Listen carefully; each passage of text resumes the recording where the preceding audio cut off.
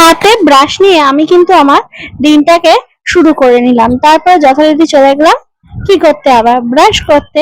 তারপরে মুখ টুক ধুয়ে ওদিকে দেখলাম যাকে রান্না বসিয়ে ফেলেছে সে অলরেডি। তো হ্যালো বন্ধুরা, আমি নদীতে চলে আসলাম আবারও একটা ব্লগ শেয়ার করার জন্য।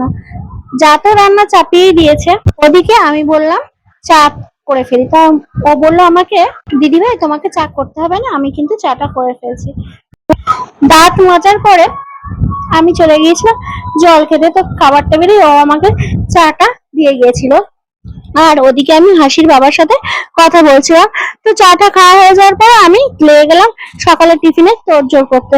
রুটি যেহেতু খাই তাহলে আটা মেখে নিলাম। আর ওদিকে ইতি এসে জিজ্ঞাসা করলো, দিদি ভাই দাদা ভাই কি তোমার ডিমের অমলেট দিয়ে ভাত খাবে? আমি বললাম হ্যাঁ ঠিক আছে করে দাও। তো তখনই চলে গেল করতে। তো হাসির বাবার খাওয়া হয়ে গেছিল। এবার হাসি উঠে গেছিল ঘুমের থেকে, উঠে বলছে আমি ভাত খাবো, সকালবেলা আমার খিদে পেয়েছে। তো বাবা ওকে ভাত মেখে দিয়েছিল। আর আমি গিয়ে দেখলাম বাসন ইতি অনেকগুলোই মেজে ফেলে দিয়েছে। তো আমি সেগুলো চলে গেলাম উপর করে দিতে। বাসন উপর করে দিয়ে এসে আমি চলে গেলাম রুটি বেলার কাজে, কারণ বেলা অনেক গড়িয়ে গেছে। আর রথের দিন যেহেতু শাশুড়ি মা চলে গেছিল ঠাকুরকে দিতে। রুটি তো আমার ভাজা হয়েই গিয়েছিল। তো ভাবলাম কি দিয়ে খাবো, তখন মনে পড়লো যে ডিম তো আছে, ডিমের একটা অমলেট করে নেই। আর ভেন্ডি ভাজা আছে, ওই দিয়ে খেয়ে নেবো। রোজ ভেন্ডি ভাজা দিয়ে শুধু খেতে ভালো লাগে না, তাই ডিমের অমলেটটা করে নিলাম। যার ওদিকে আমার ডিমের অমলেট হতে হতে খাওয়া হয়ে গেছিল। তো নিজের জন্য তোমার ভেন্ডি ভাজা আর ডিমের অমলেট দিয়ে আমার ব্রেকফাস্টের থালাটা তৈরি করলাম।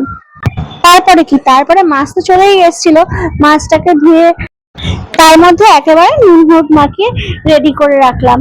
আর আমি চলে গেলাম এরই ফাঁকে মাছের ঝোলে যে আলু দেবো সেই আলুটা কাটবো। তো আলুটা যেই কাটতে বসেছি, ইতি তো মাথা গরম করে চিৎকার করছে ছেলের উপর।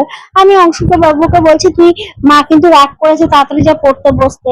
কিন্তু ও যাবে না পড়তে বসতে, ও ধাতার মধ্যে দাঁড়িয়ে ছিল। এই দেখো বন্ধুরা, আমি কিন্তু এই বেডশিটটা নতুন পেতেছি। মাছের ঝোল টোল করে নিয়ে স্নান করে চলে আসলাম ঘরে। স্নান করে এসে দেখলাম শাশুড়ি মা খুব সুন্দর করে আমাদের রথটাকে সাজিয়েছে।